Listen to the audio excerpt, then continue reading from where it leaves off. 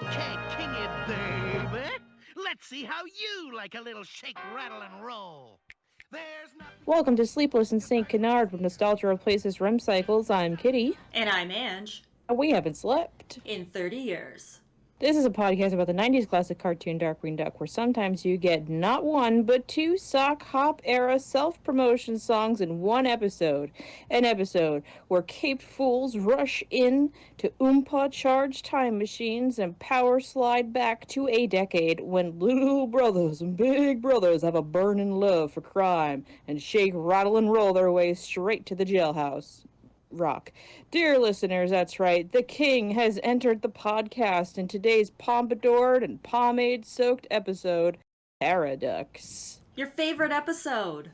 Well, it's not my least favorite, but it's definitely up there. If you are unaware, dear listeners, we had categorized some episodes in our episode 0, and I had placed this one as the writer's barely disguised fetish, because of all the Elvis. Because Gracelanders unite, I suppose. It's really something. And it was really something that they harped on a lot in the 90s, which as a child I didn't get, and I'm proud to say I've carried that over into adulthood. But yes, so Paraducks on Disney Plus is Season 1, Episode 9, should you choose to watch it. I will warn you immediately that the thumbnail for this episode is more exciting than this entire episode because that Tyrannosaurus Rex is in it for maybe 5 seconds. What's the description for this episode? Goslin and Drake team up with a Tyrannosaurus to bring love to the orphans. Okay, so here it comes, Tyrannosaurus Rex growling at our intrepid heroes. Paraducks. Darkwing Duck tests out a time travel machine! Exclamation point. That's it? Mm-hmm. They lull you into a false sense of security, not a single mention of Elvis impersonation. Yeah, it seems like they really went for simplified descriptions for these episodes in general. I said nobody's going to care about this. Guess what? We care, baby. It'll probably just be the first of many bad Elvis impressions on this podcast. So do we want to just dive right in here? Do you have any business to discuss? Aside from this, we've already recorded another episode with our guest speaker, but we will have an episode before that. Yes. So we'll just dive right in here. So do you want to give a brief synopsis of the episode, Anj? Sure, this is a time travel episode. There's actually a few, now that I think about it, that they mess around with the time-space continuum. But this is, I think, the first of any of the time travel episodes. Essentially, Darkwing and Goslin get sent back in time to, I think, the 50s? I want to say yes. 50s-ish, because I know that he graduates high school in 1972. And it couldn't have been that much earlier than that, so probably late 50s, early 60s, which, I don't know. Yeah, I was trying to do the math on that. That's interesting. I didn't remember when he graduated. Yeah, he is class of 1972. It was on the banner in Clash Reunion, which makes sense because the episode takes place in 1992. And my understanding is that high school reunions are every 20 years. So 1972... 20 years later would be 1992. Mm-hmm. So if we assume that Drake is 18, 17 or so in 1972, and if he's about Goslin's age in Paraducks, then that's... oh, math. I know. So 1961, he would be 10 years old. Okay, we'll go with that. So that's probably Tad Stones is out there somewhere, like screaming about continuity and why are you even trying? Why are you even bothering? But when did Greasers and those pompadour type characters' actual style occur? Like, was that the 60s or the 50s? It was the mid 50s. Okay. When it started. So St. Canard is just a little behind on the times. And you know, too, the other thing is, like, who's to say that the Duckverse works in the same way our universe does? That's true.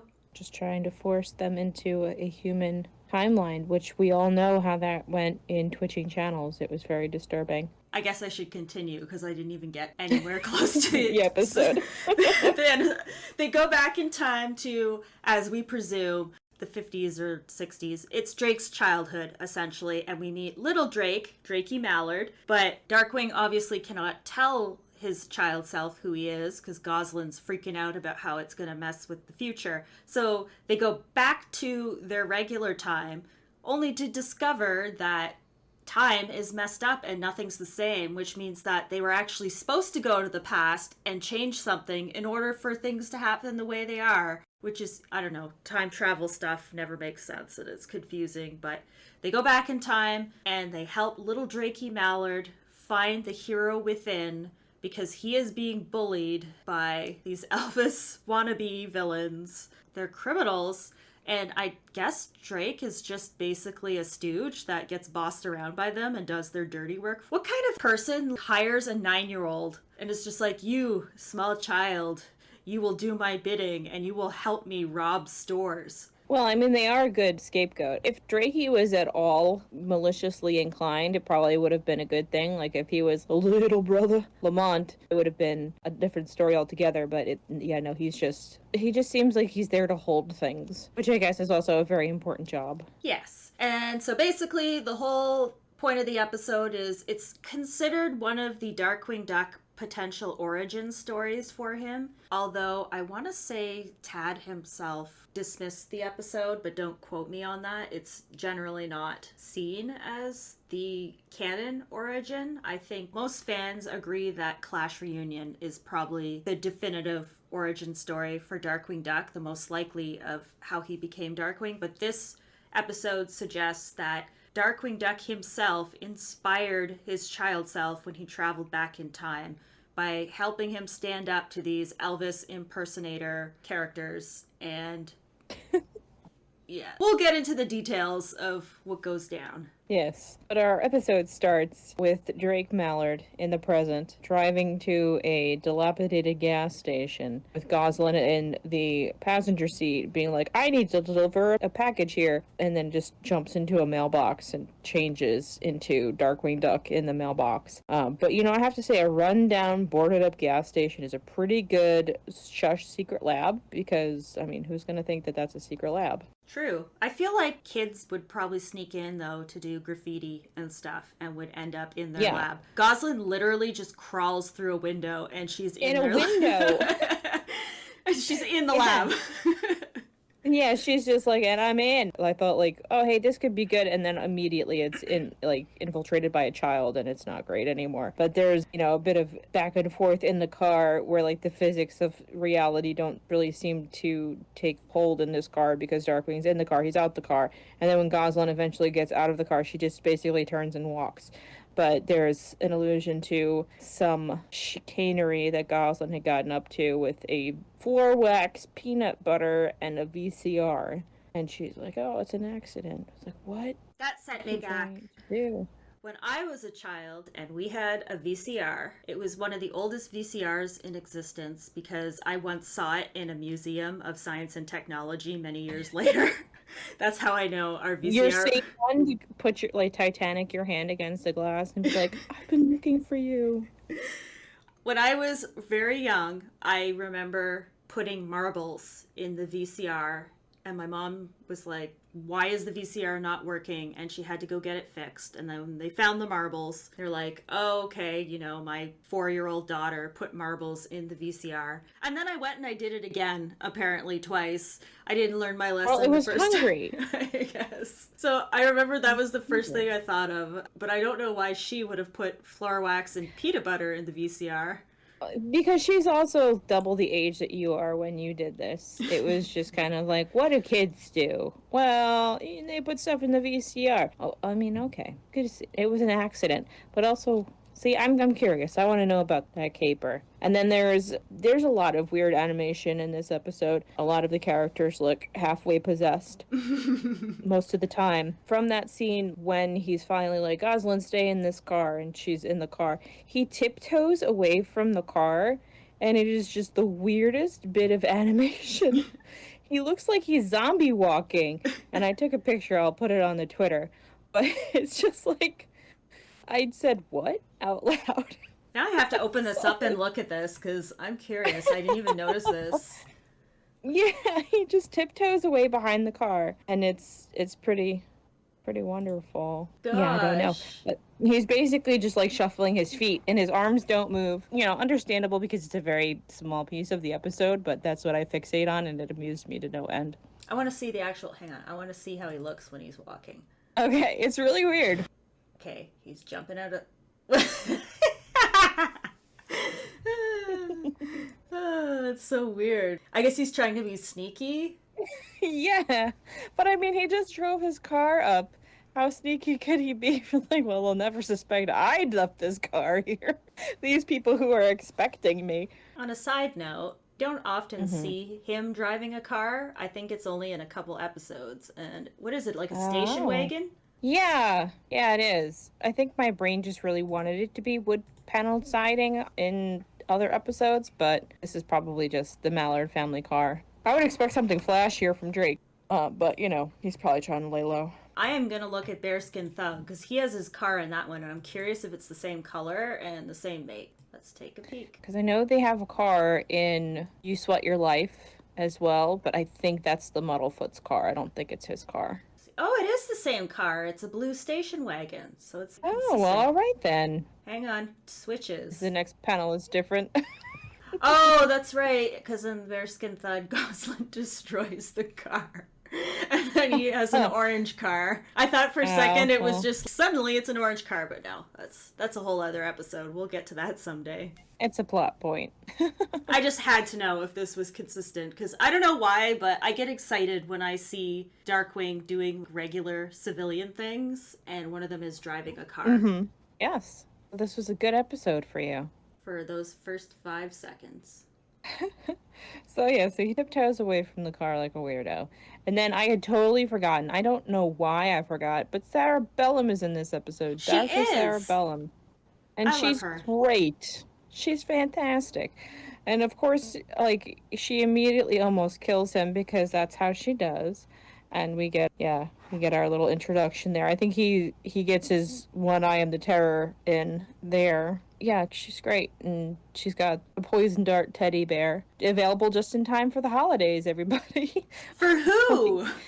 Yeah, good. We'll put that in the arms of every child. But I also have to say, I'm sure this is probably just a reference to another Elvis song, which is, Let Me Be Your Teddy Bear. Oh, I didn't know that. Because it's really, really heavy on the Elvis songs in this episode, if this wasn't apparent. And then, Gosling climbs in through the window.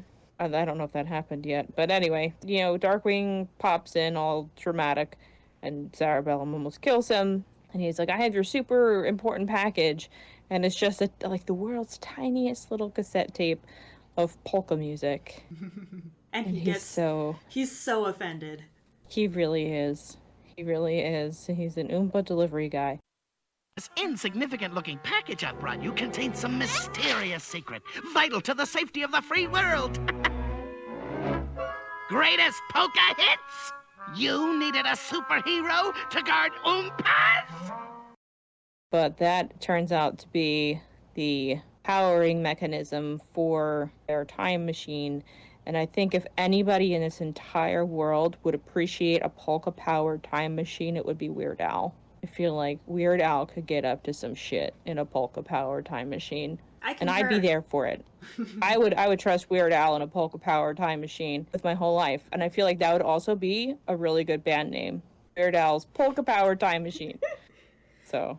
Dr. Bellum refers to it as the world's first time machine, and all I could think was, did Quackerjack create his time machine first? Did he beat her to the punch? Because I know that episode comes later, but timeline-wise, I'd like to think that Quackerjack did it first. Yeah, when he still had the bankroll from Quackerjack Toys money.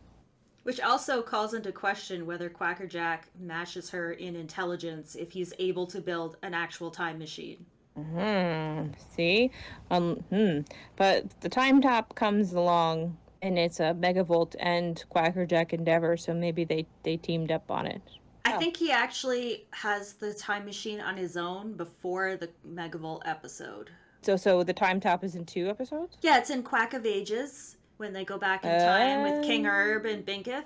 And then also, additional to that, Time and Punishment. And I want to say they used the Shush time machine again in that episode. Well, you mean that shining refrigerator?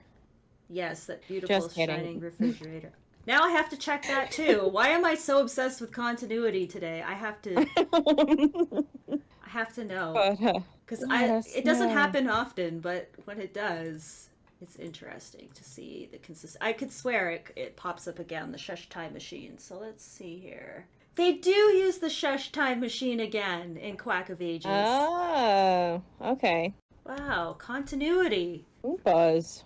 Isn't it ironic that the only continuity is related to time travel? We can't think of anything else. Let's just use that stupid golf cart again. So yes, after Darkwing is like, wow, this is exactly what I imagined a time machine to look at. Sarah Bellum's like, that's the refrigerator. You idiot. It's the golf cart. And the golf cart that has an hourglass on the front of it. And then Darkwing is immediately like, oh, I need to get in this.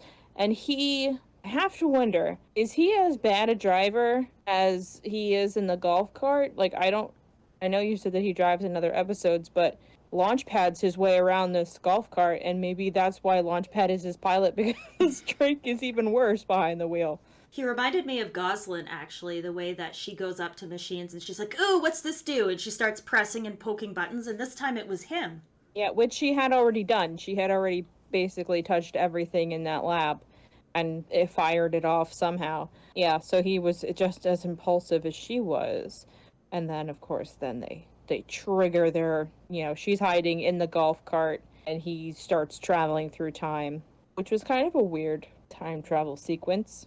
Yeah, there were like weird swirls in the sky, and I guess they were portals to different time frames, and there's a tornado in the background, and then for some reason there's a dinosaur and a pyramid just floating around. Yeah, and like a ship or something. An airplane. Or an airplane? Yeah. Yeah, so it was just kind of like, let's just throw some stuff in there, and then they go back to the most prehistoric time of all, the 1950s-ish era of the St. Canardians. But yeah, so if we budge all those numbers somewhere, it's Drakey Mallard is somewhere around like 9 or 10 years old. Like, he's a tiny little child, and he is wearing a terrible hat.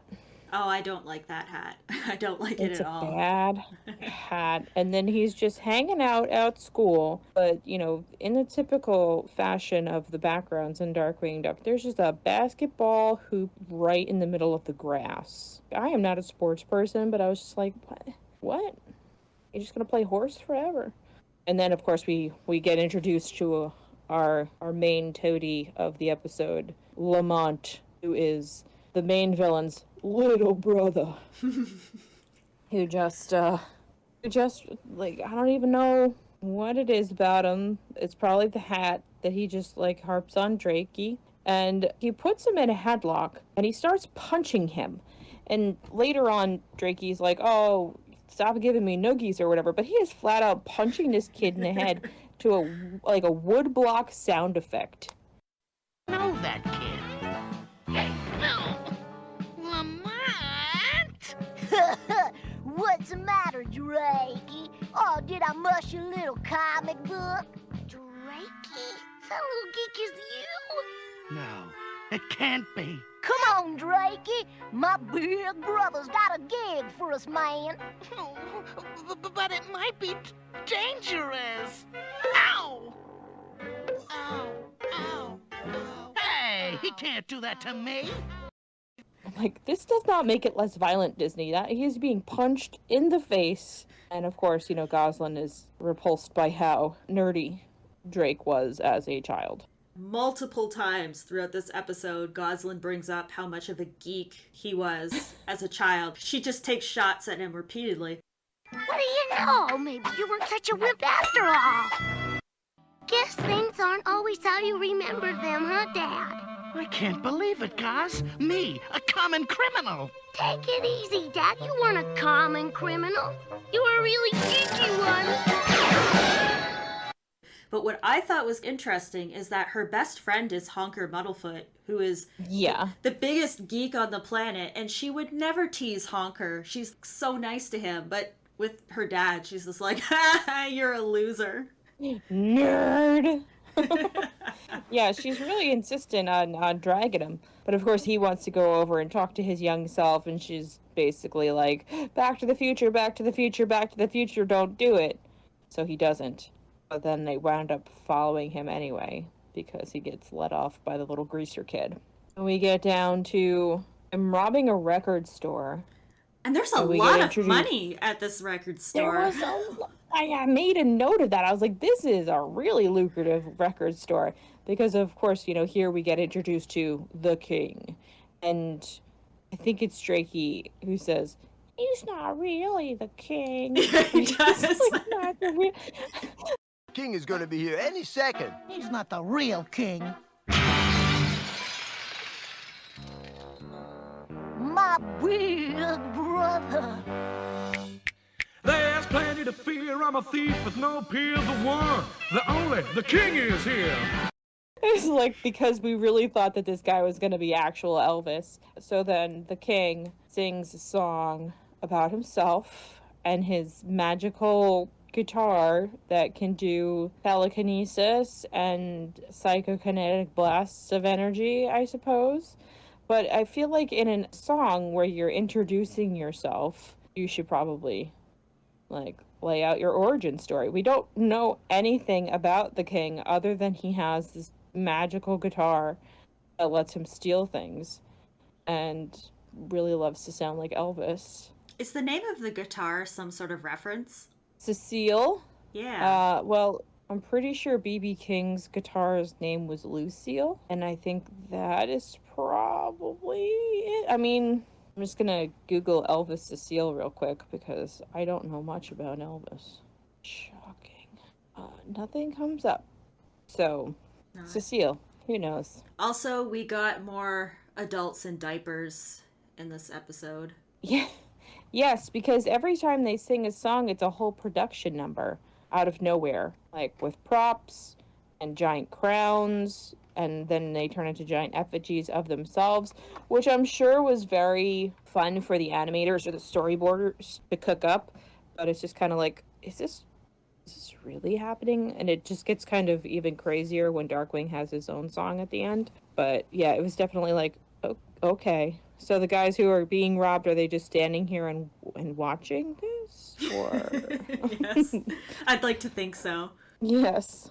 And then, you know, there's a pile of money. I don't know if record stores ever made that much money at any point in time, but apparently this one did. Also, the store owner is a bear, which you don't see very often for background characters, the incidentals. I didn't even notice that. I think I was too horrified by the song. It's worth noting that the record store itself is shaped like a record player.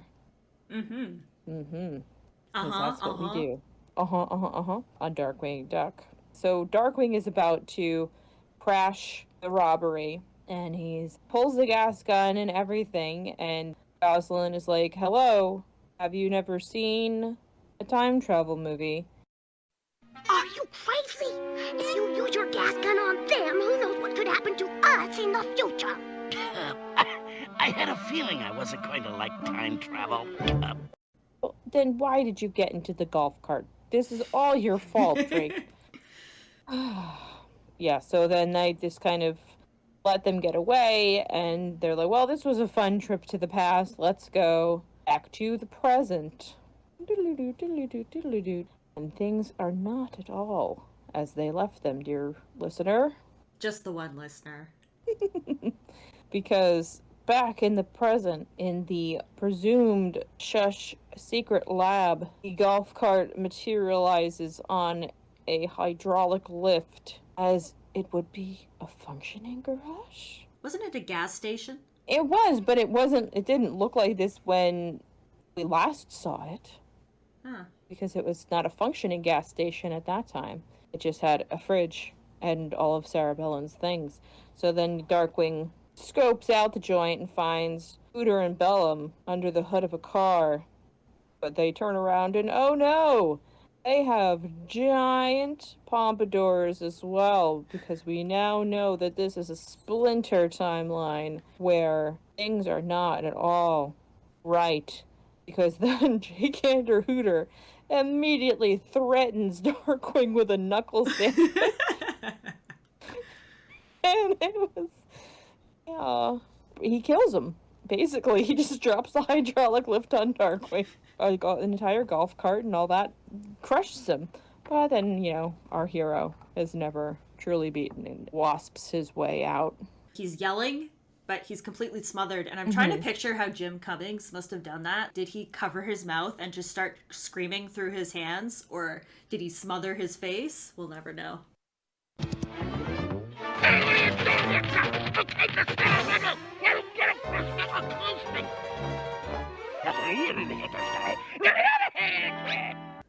We'll never know.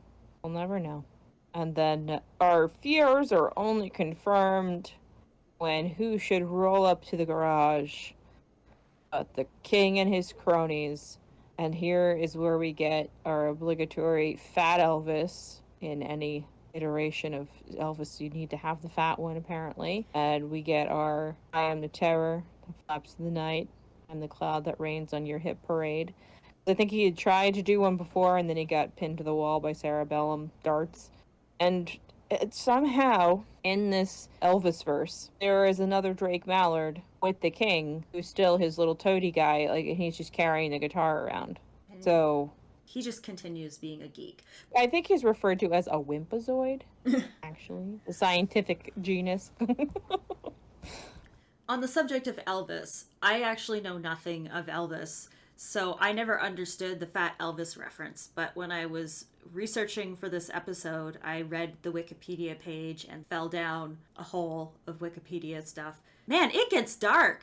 Oh, yes. It gets real dark. Like, the reason that Elvis is overweight, and I read articles about how they exaggerated just how overweight he wasn't actually that overweight, but because he was originally a very thin physique and, the model status of a very attractive person, when he started to let himself go because he was completely drug-addled. Yep. He put on weight, and then he showed up at concerts apparently completely out of it, and just I was like, wow, I did not know this is what happened. I didn't know he died on a toilet either. Yep. Yeah, and that's, I think, for me, makes it even weirder that he was like in all these kid shows, and it's just like, hey, look he was fat, let's just make him in this show, and all these terrible things happened to this man, and he had a complete meltdown and basically OD'd and died on a toilet. Let's put him, kids love Elvis. Let's put him in here. He was also in a bunch of movies. It was Elvis Palooza. If the King of St. Canard was fat to be a parody of Fat Elvis, does that mean that the Elvis of the Duckverse also went through this stuff? Or is it just the King is coincidentally let himself go as a reference to us, the viewers of the real world? I mean, we'll never know. We'll never get that deep backstory of the king. What I do know is that Darkwing is a real Elvis fan. He shows that a couple times throughout this episode, just aside from the fact that he's very insulted that this guy isn't the real king. I think a couple times he remarks about, this guy giving the king a bad name and stuff like that. Yeah, and there's a lot of things that are said that are just song quotes or, the names of songs. So it's very... Whoever wrote this episode was much more into Elvis than my quick Google Elvis song titles for our intro. But I think the thing that upsets me the most about the overweight king is that he calls Drakey baby. Like, no, what does that imply? And the way he says it, too. But that looks dangerous. Yeah, you worry too much about what's dangerous, Driggy baby.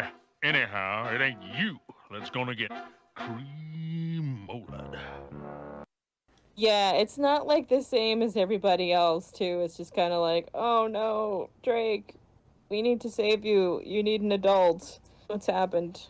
What's happened to you? You never even earned a leather jacket, passing you around like Cecile. And that is why Drake and Goslin realize that they actually have to go back in time and correct this. Drake's, or Darkwing's secret code phrase to trigger Goslin to be like, oh yeah, I probably shouldn't just watch my father be crushed by a motor engine in front of me. You should do a request. And Darkwing's like, any polka? And then the king has, I think, my favorite line of his in this episode is, the king don't polka. How about a polka? Baby, the king don't polka. He was so offended. It just struck me so funny. I was like, this is terrible. This is so bad. So then of course, our intrepid adventurers get away. And for all of the lecturing that Goslin has done up to this point about not interfering with the timeline and how to be cool and not, they see Drakey and she marches right up to him. And she's like, I'm Goslin and this is you. I mean, Darkwing Duck. Hiya, Drakey. Do I know you? Well, not yet, but you will. I'm Goslin, and this is you. This is Darkwing Duck. The terror that flaps. Don't mind him. He's just a little over-dramatic. It's part of being a superhero. This whole scene plays out very strangely. Because from there, she's like, you should tell us where the king's hideout is. And he's like, I don't know, that sounds dangerous. And she goes, not as dangerous as me. And then she's gonna, beat the crap out of him. She is winding up a punch to deck her young father in his face. I think my favorite part of that scene is when Drakey's asking, because Darkwing introduces himself as a superhero, and he's like, A superhero? You're a real superhero? Just like Super Pig? In the flesh. Feathers. Wow. Are you faster than a speeding bullet and more powerful than a locomotive and stuff? Well, I... No, I'm not. And then it switches back to Drakey, and he has the most traumatized expression. Yeah, on his he's so face. disappointed. Also, Super Pig is super jacked. He really is. Like, muscles on top of muscles. Then Darkwing decides that he needs to take action here and teach Drakey how to fight. So there's a whole little, very short montage that involves Darkwing getting kicked in the stomach. And apparently it hurts a lot. So he has some inherent talent, which is nice. But then, of course, Lamont, aka Little Brother, shows up and is like, hey Drakey, we need you to come do bad things. And Drakey's like, I'm gonna kick your ass. These are not, this is verbatim actually. This is the list. This is actually, I'm just watching the episode, reading the subtitles. Then Lamont genuinely acts very scared. And I was like, there's no way this kid is actually scared of him. And of course we find out later that he was just joking, or was just putting on an act. But I'm like, you know what, Lamont? You need to break away from your big brother and start an acting career, because he was pretty believable. He's like, you should join our gang since you're so tough. And then Drakey says, How's about joining our gang? No way. Superheroes don't join gangs. and you know what? That's our lesson for this week, kids. That's our moral of the story. Stay in But of school. course, that's it. Don't join a gang. If anybody offers you a leather jacket, you throw it at the nearest police officer. So that's our setup there, because apparently Lamont was not actually very scared of Drakey, who just kind of karate chopped in a general direction and said, hi, yeah? Which I don't understand how that is not terrifying. Apparently they were luring Drakey to their next crime for some reason, but their next crime is they are going to be stealing the gold records out of a record company, like a record label place, that is actually shaped like a jukebox. I loved it. Because, yeah, it's pretty cool, but also the interior design of this presumable office building, there has to be so many accidental deaths because there's guardrails on nothing. Nothing. It's very unsafe. Just a giant How many record player and casually a small couch and a lamp in the corner, but there's giant records that I don't even know if they actually play real music, and a giant needle for the record player, and that's pretty hardcore for what, the 50s? Yeah, I know. It's very, very ambitious architecture, I'll tell you. And it's a functioning jukebox, too, because then, of course, the villains have to try to kill our heroes on it. But, as much as they were like, we're getting the drop on these bad guys, the bad guys were already there. And yet again, in Darkwing tradition, the baddies just sneak up behind Darkwing and Gosalyn and incapacitate them basically immediately.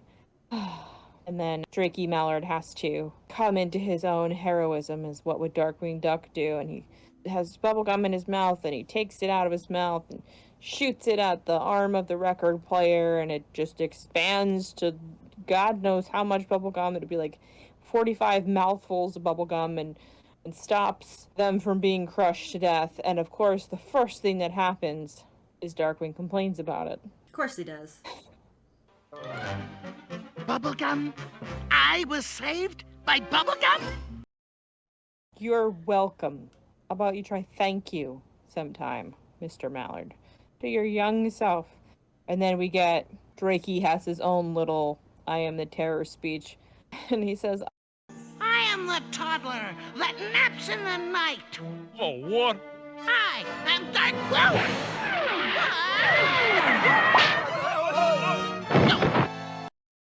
How old is he? that's what I was about to say. Like, you're not a toddler. You're a child. I assumed he was Gosalyn's age because they're the same height. He was in school. Like, he was playing in the school playground. Toddlers... But yeah, so he does his whole thing, and then he snatches the king's wig because, of course, he has Elvis Pisha. And then, in the course of all that, Darkwing and Gosalyn get free, and then we are rewarded with a very intense battle sequence in which Darkwing catches Cecile, and we get our second song of the episode, which is just the music from the first song with different lyrics so that Darkwing can sing about himself. The only thing I have in the notes for this is WWDWD, as in what would DW do? And I feel like that was in reference to something. Did he say something like, what would the king do? Oh, no, that was Drakey. Drakey said, what would Darkwing Duck do? Oh, right. And that's when he shoots his bubblegum at the arm of the record player. But yeah, no, this is the whole song. There's nothing to fear. Darkwing is here. Like of the hour, something of the year.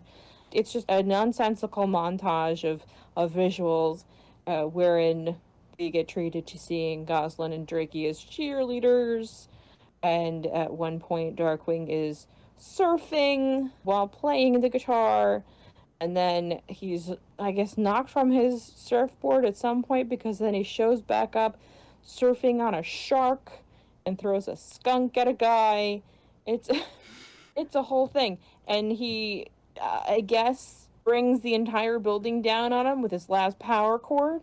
And yet again, another point in this show where I was expecting some kind of pun about bringing down the house. Never happens. Nope. Just asks if anybody has a broom. But you know what DW did do? Yeah. He did the Michael Jackson moonwalk at one point. He grabs the tip of his hat and tips his hat forward and does the moonwalk. And as he's done with it, he's like, you guys aren't ready for that yet, but your kids are going to love it.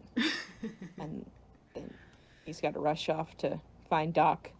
But it's just a song. And, of course, like I feel like needless to say, the King's song was an Elvis type song, but I feel like he did it more like Jerry Lee Lewis, the Great Balls of Fire guy.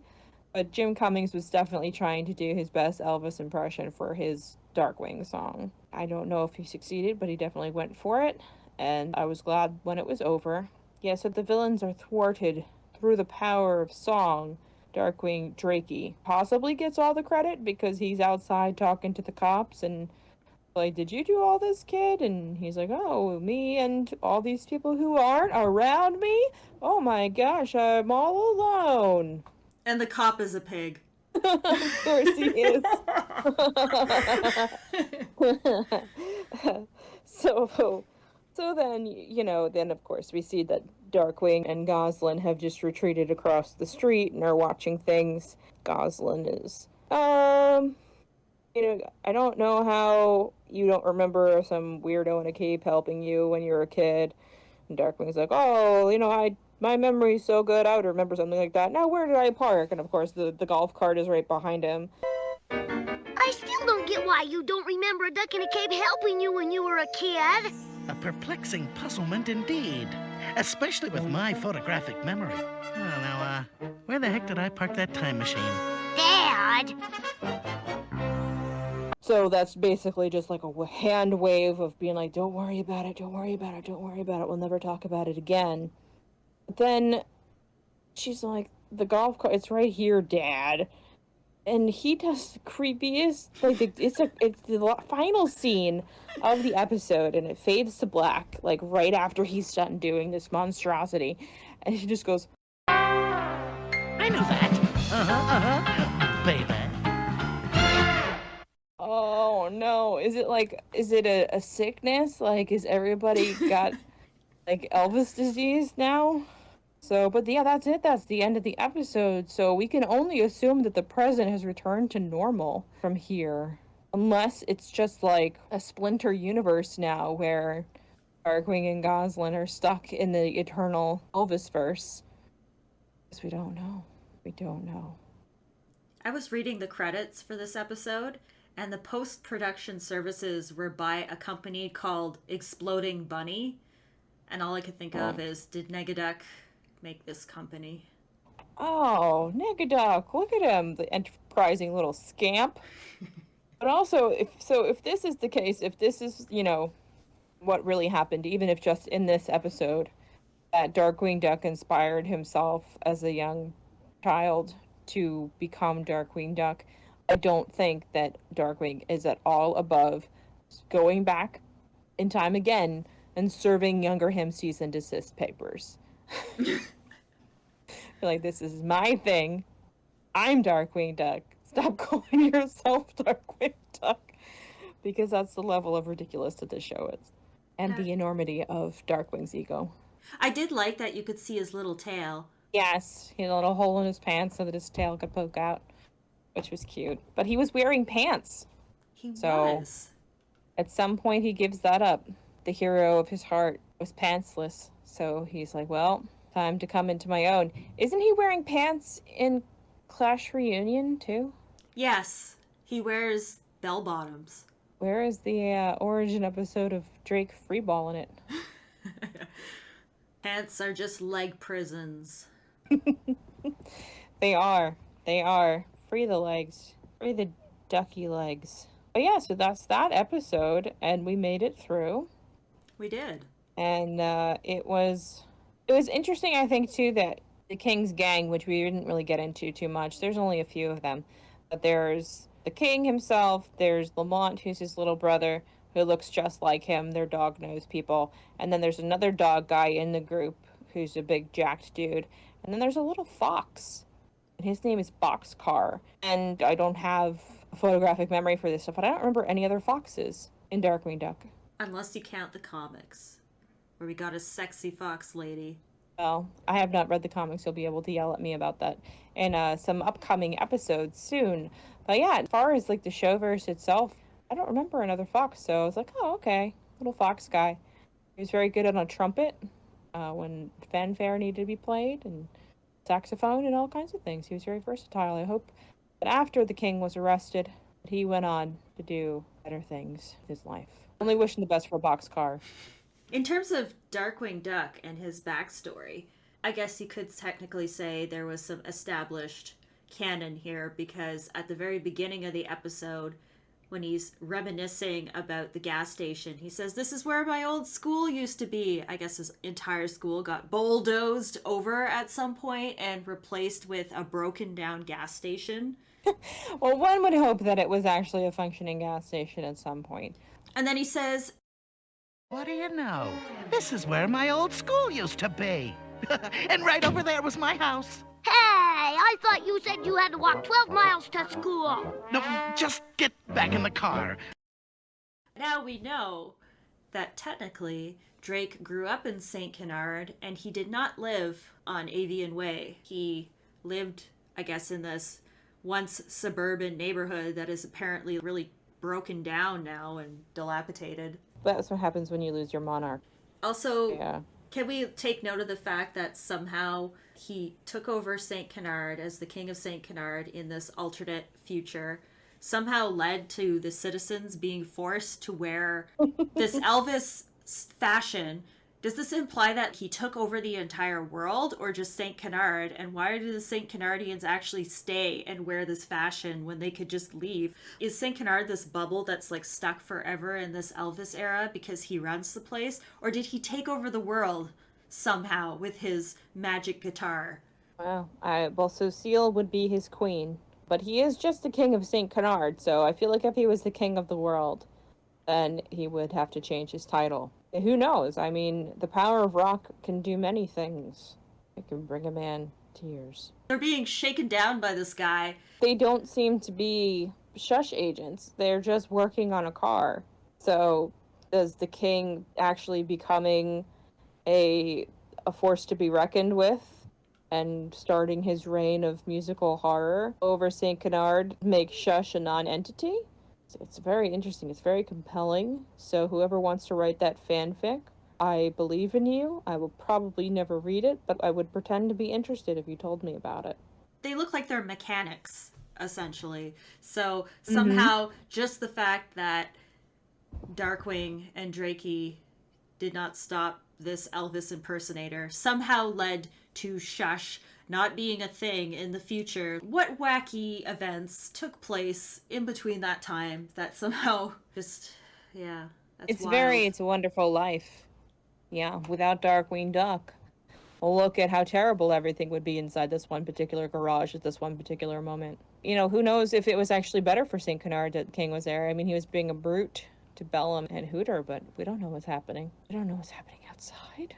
What's your rating on the Quackerware Freshness scale? Oh, well, my rating on the Quackerware Freshness scale is, I think it's going to be a 2 out of 5, babe. That's what I was going to give it too. A 2 out of 5 because it's not the worst episode. It's a bit underwhelming, but I thought it had some funny lines here and there, mostly Goslin. The way she ribs Darkwing throughout the whole thing and the way Darkwing interacts with his child self and just the back and forth there I thought was kind of funny. And there's a few lines in there that gave me a laugh. So it's not the worst episode, but it's certainly not in my top favorite list either. Yeah, and I don't really feel like anybody really got a time to shine in this episode either. Like, there was no lines that I'm like, oh, I need to, write that down. And it's just like, they're all okay. It was fine. It was an okay episode. It just, knowing the gold that's out there, and hopefully maybe when we spin this wheel, we'll get to watch one of the good ones. But yeah, so this was Paraducks, everybody. We did it. We made it. You made it. Disney Animation Studio also made it. They actually made it. You ready to spin this wheel? Yeah, let's spin the wheel. Spin it. Dun dun dun dun dun dun dun dun dun dun dun dun dun. Let's begin it. Oh yeah. We have a winner. Oh. Oh no! We have a winner. It's the Secret Origins of Darkwing Duck. Oh, I like that episode. At least Negaduck is in that one, so we have that to look forward to. This is an origin story for Darkwing. That's funny how that happened. So I guess we're firmly in origin story territory here. So our next episode will be us discussing the heavily inspired with the 1980s Superman episode of Darkwing Duck called The Secret Origins. What category did we put that one in? Probably alternate universe, or Tad Stone says it's totally just a riff on the Christopher Reeve Superman movie. But you know what? It's fine. Oh, fine. Oh yeah, I put it in random alternate universe episodes. There it is. So next week, we will be watching and talking to you about the secret origins of Darkwing Duck. I'm excited. I have theories and all kinds of stuff for that episode, so. Oh, good. I'm excited to hear them. I honestly don't even know the last time I watched this episode, so I might be, remembering parts of it that I just roll my eyes, but I don't really remember too much of it, so this will be exciting, and I'm excited to hear your takes on it. And we will get to that next time. But for today, that's all. And remember, crime doesn't sleep. And neither do we.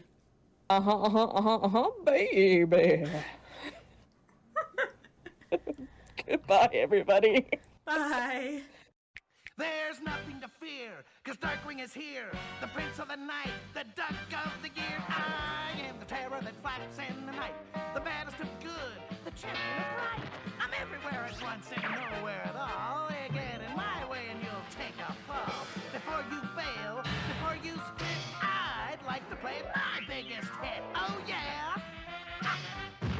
I'm never at rest till all the crooks are in jail. They're all scared of me. There's not one I can't nail. Never know where I'll strike. They never know where I'll be.